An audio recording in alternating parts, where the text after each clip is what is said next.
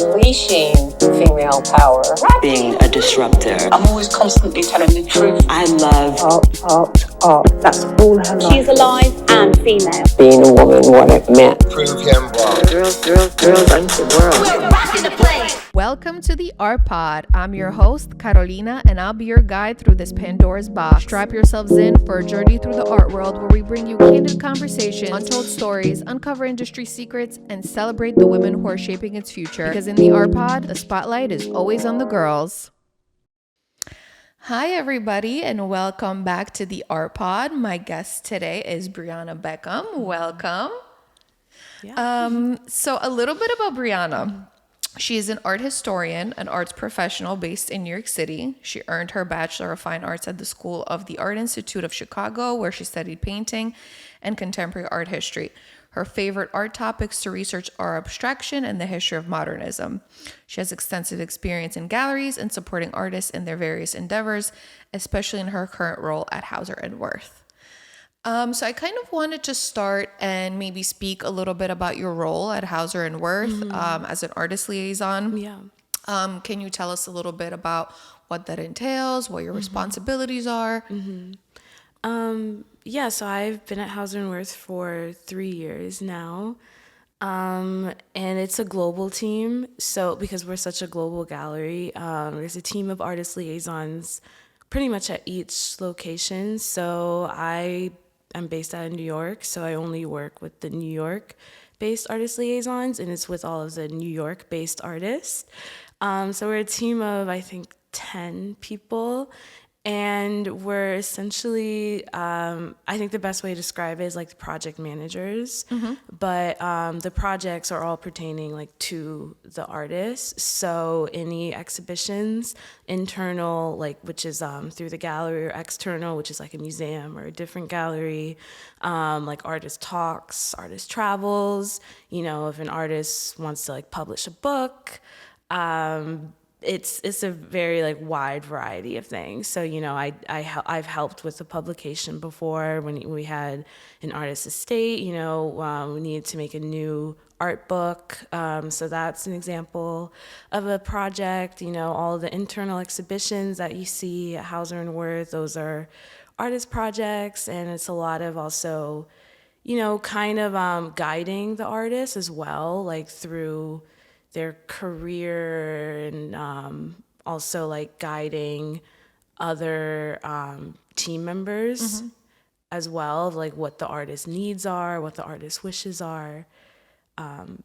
Yeah, that's the gist of it, but it's a lot. Yeah, I can imagine. Yeah. How many artists do you work with at like one time?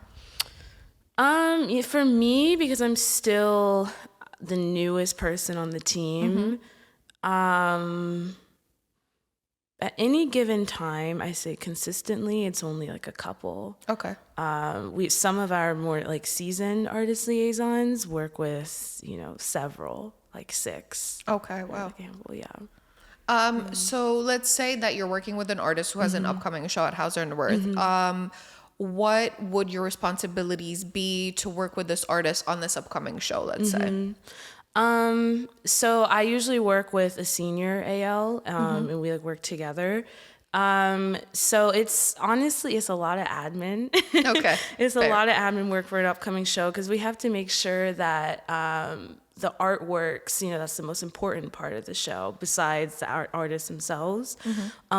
We have to make sure like the artworks get photographed in time. We have to make sure the artworks, you know, because we're so global, we have to like make sure the artworks are moving to certain locations on time. We have to make sure like the artist like is on schedule. So that's, I think, like the gist of preparing for a show. Sometimes it's a lot of research, which I love, especially when it's like newer artists or artists that we haven't worked with before. We have to kind of conduct research for like the communications team or the marketing team, you know, just so they can like form like press releases or form like artist bios. And it's working a lot cross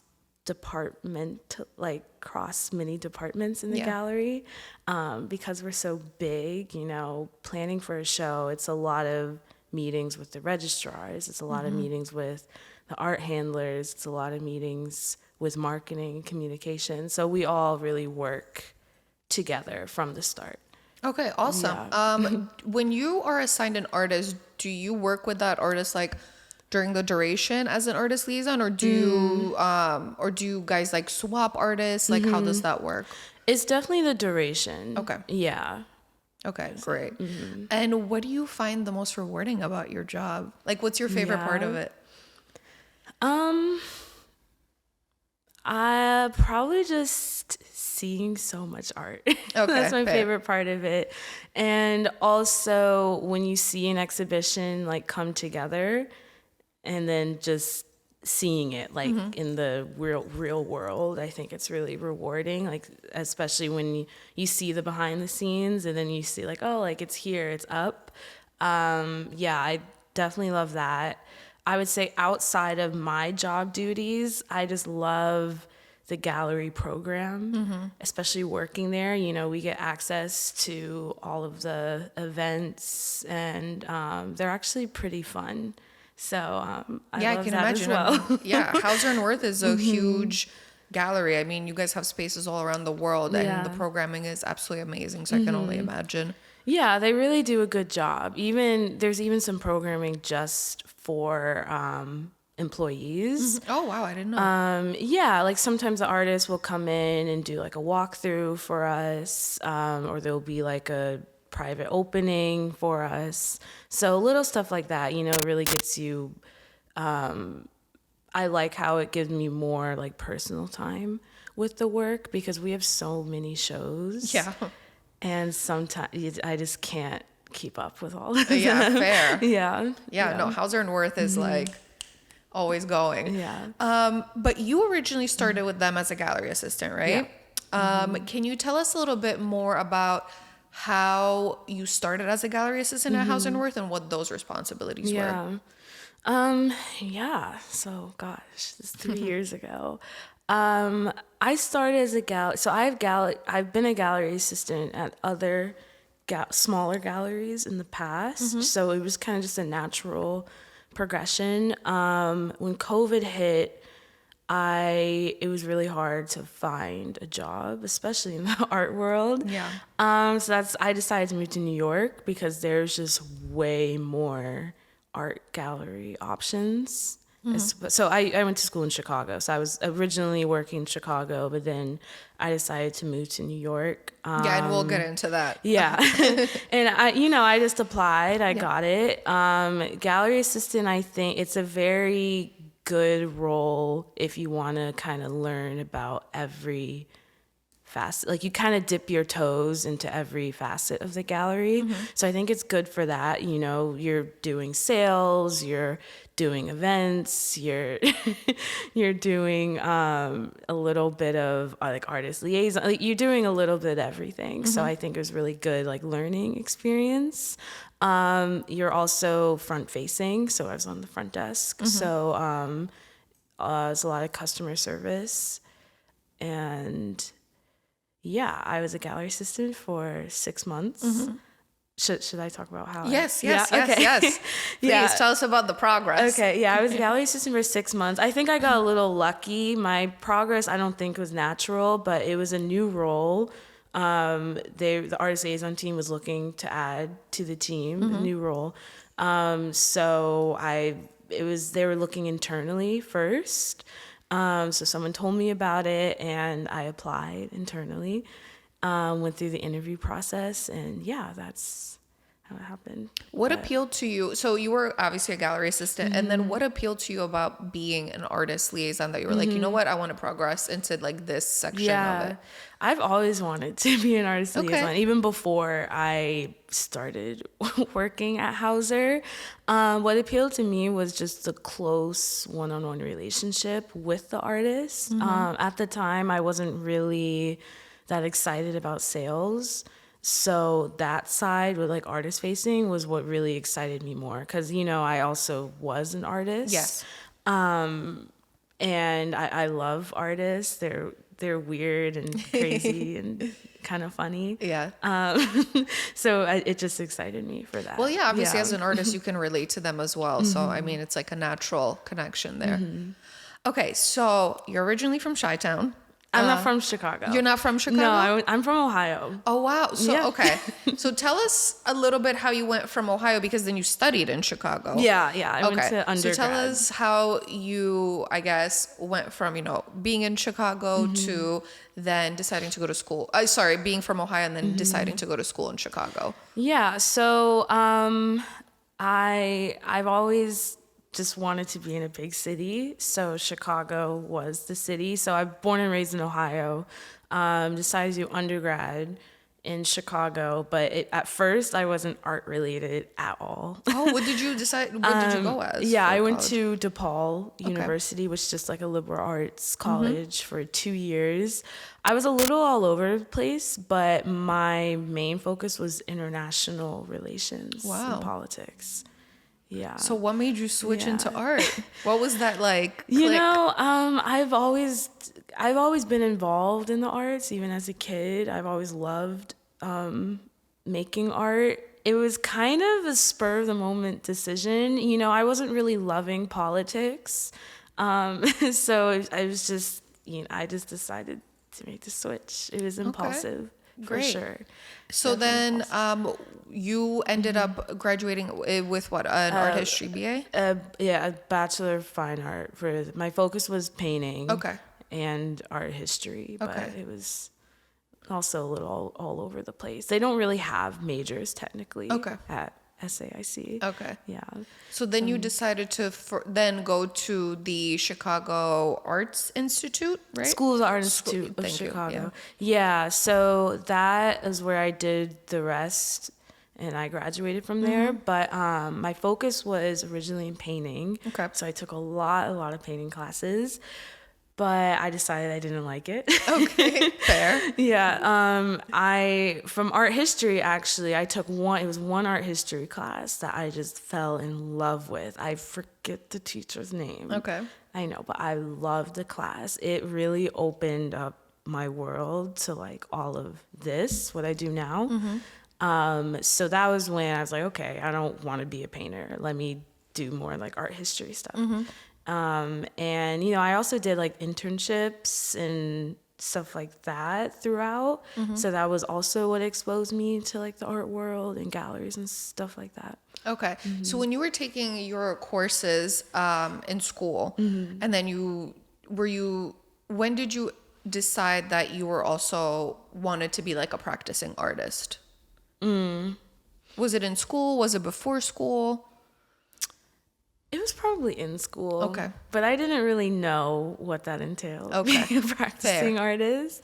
I think we all see just, on TV or social media, like being artists, people making art. So I thought I can do this. I like making art, but it entails a lot more than that, which I came to realize, and I was like, maybe this isn't for me to do full time. Yeah. I enjoy like studying and looking at art more than making it. Okay. Actually. Fair.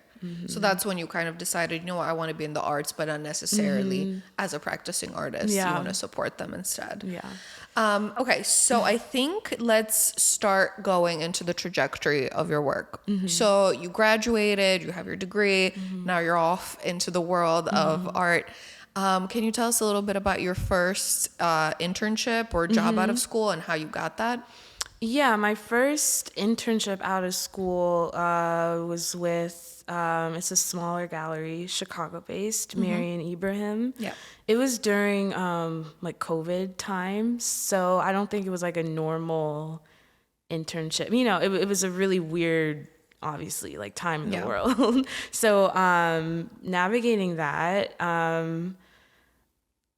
sorry, I'm thinking. I got that because I was just applying to jobs, but I think my previous work experience was what really helped. And I always tell students, especially students in art school, that it's so important. Like making art is great and amazing, but I think especially because these art schools are in like, most of them are in like major cities, expensive cities. I think it's really important to get like real world experience as much as you can while you're in school. Because then when you come out of school, it makes it easier to work at these places. And that's what I did before marrying Ibrahim. Yeah, 100%. I mean, you know, like you mentioned, we're basically in an industry that has to be based in a major city, and major cities are expensive. So you also need to find a way to support yourself in the meantime. But I want to go back all the way to talk about some of your roles, which you've had. So I know you were a gallery receptionist at like Atlas Gallery and a Gallery Internet Heaven Gallery and an Exhibition Relations Internet Expo Chicago. Can you tell us a little bit about those first 3 roles and what they entailed? Yeah. So, yeah, that's crazy. Atlas Galleries, it doesn't even exist anymore. But that was like my first job at an art gallery. It was a really small gallery in Chicago, really old. But that was my first job, an actual gallery. And it wasn't like, it was purely just like receptionist role, you know, like answering the phones. But it was like little things here and there that made me exposed me, I guess, to galleries. You know, like I learned how to like wrap like artwork correctly. I learned how to hang lights. So it was really small, and it was like it was a very small team, but I liked it. So from there I was like, you know, maybe I should see what other galleries Chicago has. So that was really my first introduction to galleries. Heaven Gallery was next. That was just an internship, but also a local small gallery. It was a great gallery. Chicago, I think, has a lot of very grassroots local galleries that I think it's just such a different art ecosystem compared to New York City. You know, here in New York, we have long established, very big global galleries that's kind of more like corporations sometimes. Yes. But Chicago's really has a spirit of like do it yourself, DIY, underground. You know, it was in her apartment. It was her gallery in her apartment. And, you know, they also sold clothes. But it's a very much like a staple in the Chicago art community. So yeah, that was actually one of my questions for you, was how does Chicago differ from New York and working there? So I'm glad that you told us about that, because I've been to Chicago a few times, and I have to say it is very like more homey, more grassroots, which I really love, because I feel like it's more like personable, whereas here, you know, we're like already like teetering on the edge of being almost like large corporations. right. And then can you tell me a little bit about your exhibitor relations internship at Expo Chicago? I love Expo Chicago. It's a great fair. Yeah, it was a great fair. I got to go to the fair, work the fair a little bit. That was amazing. I actually love art fairs. Me too. Me too. And that was like the first art fair I've ever been to, I ever worked at. So yeah, I liked, it was, I'm trying to describe, this is like years ago. Yeah. So I'm like thinking back. It's completely okay. It was like in college. Yeah, it was just a part-time internship, but the highlight of the internship was definitely working the fair, you know, and like shadowing their exhibitor like relations manager. But then after the fair, it was a lot of, okay, like how do we prepare for next year? So it was a lot of like researching these galleries or like reaching out to galleries, making exhibitor relations packets. So it's basically like a VIP packet, but they only send it out to like their galleries. So yeah, you know, collecting materials for that. I think doing that work also exposed me to a lot more galleries that I otherwise would never have known about. Oh, I imagine. Yeah, and I think it's cool to see Expo Chicago growing. Yeah. Because I think I worked with them, it was 2018, maybe 2017. I can't quite remember. Yeah, I was pretty young, but it's grown so much over the years, especially after COVID. Yeah, and I think it's they deserve it. I think it's a really good fair and like the greater art fair ecosystem. Yeah, definitely one of the best in Chicago for sure. Yeah. So how did you go about getting these internships? You said you were applying, but can you let us know where? Yeah, so at my school they had like job boards that I really utilized. I forget the name of it, but it was something specific for students. Like you would log in with your student ID.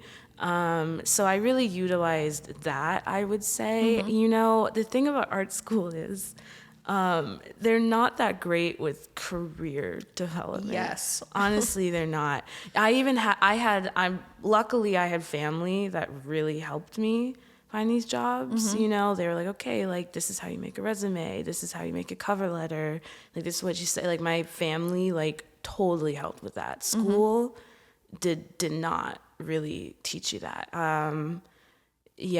So I think it was just, you know, going on these job listings and applying, but then also having family that could like answer my questions, like help me be like, okay, how do I craft this resume? Like, how do I do in this interview? And yeah, I think it's unfortunate that art schools don't like focus on that with students. You know, they really teach you like about technique and art making and research and stuff like that. But you know, I can't really. No, listen. There's a lot I can say about art school. Yeah, please. Honestly. No, please do tell us that, because I mean I had the same experience with my undergrad as well. So it was crazy when I came out of undergrad. I had no idea what the hell I was doing or where I was going or like how to write a resume or where to apply. So yeah, please share with us your experience. Yeah, it's not really. I think it's just because my family, they just knew. They're like, hey, like you have to get an internship, like you have to do this, you know. So I actively sought it out, I would say. And I think there's so much more I learned just about the art world and art careers from my internships that I wasn't learning in class. You know, I was in art history classes and painting classes, which I learned a lot about like artists and how to like study and research them. And I think that's, of course, like valuable information, but how the art world works and even how to like sell a painting, how do you get into galleries, what are the galleries, like what does an art fair do, like what is all that stuff. They don't really explain that. I don't know if that's changed, but that was definitely my experience. No, a lot of my guests say the same thing, you know, especially undergrad. I think sometimes if you go on to do a master's program, they're a little bit more, you know, like we want you out into the world, so this is how you do it. But for sure, undergrad, even for me, was just very kind of go out there and do it yourself. Yeah, so I'm thankful for the internships. I did take one class, actually. It was kind of like a study abroad. Well, no, it wasn't abroad because we just spent 10 days in New York City, and we would travel around New York City and visit different galleries and art institutions and like talk to like the curators or the directors and stuff like that.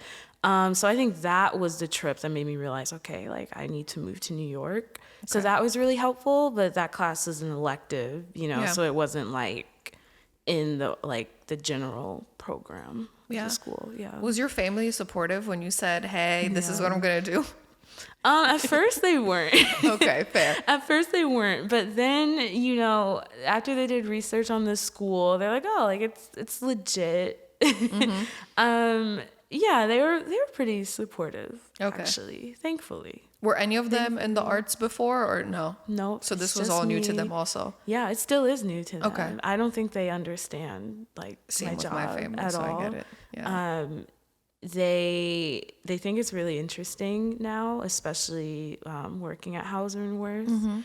But there's still so much they don't know. You know, it's not really. I think there's still so much that people overall don't know. Even I have like other friends, like artist friends or other friends like in the art world, and even like I feel like they don't quite understand what it's like working at a mega gallery. Yeah, you definitely don't know it until you're in it, honestly. Yeah, and it's great, but honestly, I would say 90% of the time, my job just feels like a regular 9 to 5. Mm-hmm.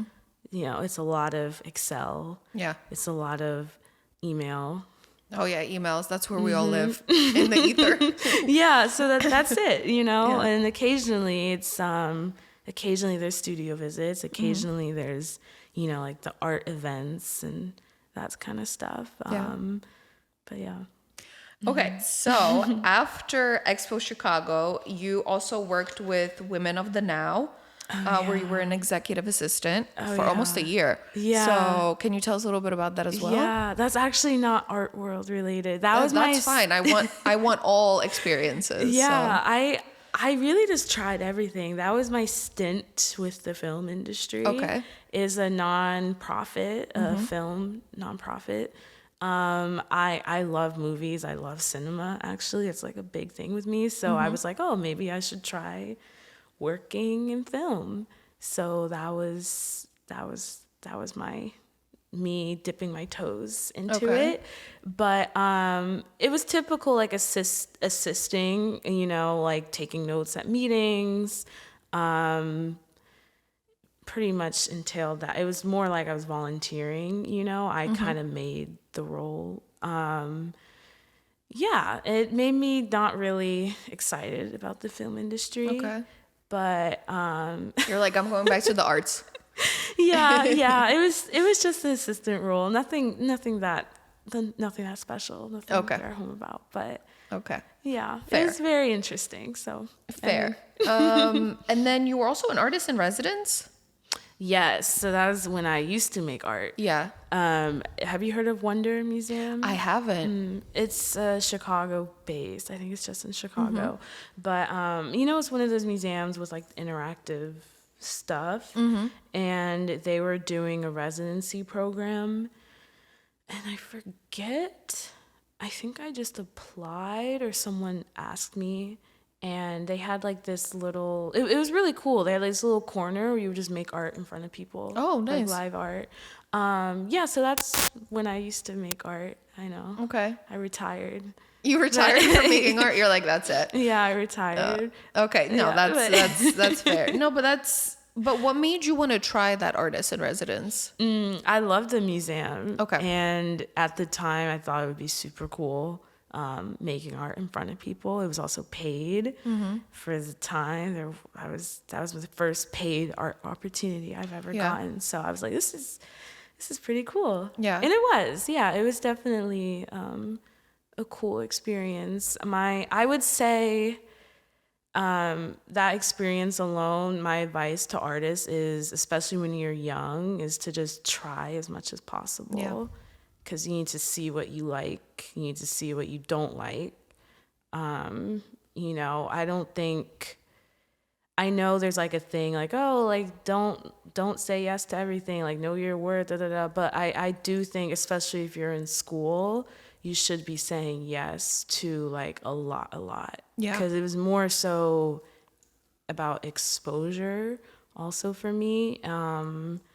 As artists, it's really hard to get your name out there, especially with social media. There's a million artists, like literally a million, maybe a million in your city, especially if you live in a city like Chicago, New York.